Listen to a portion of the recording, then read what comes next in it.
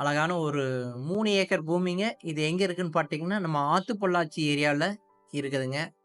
இது பார்த்தீங்கன்னா, தார் ரோடு ஃபேஸ்லேருந்து 2வது பூமி தாங்க. உள்ள போறக்கு ஒரு 16 அடி தடங்க. மீறி போனா ஒரு 50 அடி தாங்க உள்ள வரும். அந்த முன்னாடி ஒரு பாவை பந்தல் தெரியுது பாருங்க.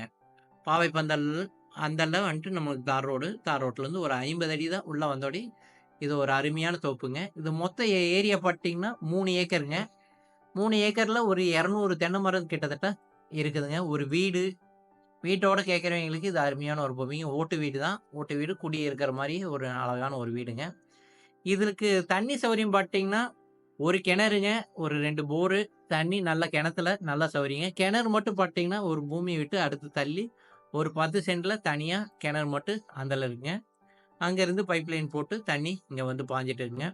வீடும் பார்த்தீங்கன்னா, கிட்டத்தட்ட ஒரு 2 பெட்ரூமு, ஹாலு, டைனிங், கிச்சன் அப்டின்ட்டு உங்களுக்கு மிகப்பெரிய வீடு தாங்க. எல்லாம் நல்லா சூப்பரா பயன்படுத்தலாங்க. ரேட்டு பார்த்தீங்கன்னா, ஏக்கர் வந்துட்டு இது ரூ. 70 கேட்குறாங்க. இது கண்டிப்பா அனுசரிப்பு உண்டுங்க. மொத்தம் 3 ஏக்கரு. ரேட்டு கண்டிப்பா அனுசரிச்சு உங்களுக்கு நாங்க பண்ணி தர்றோம். இதில பார்த்தீங்கன்னா, மரங்கள் வந்து பார்த்தீங்கன்னா, ஒரு 25 வயசு மரங்கள் நல்ல காப்புல இருக்குதுங்க.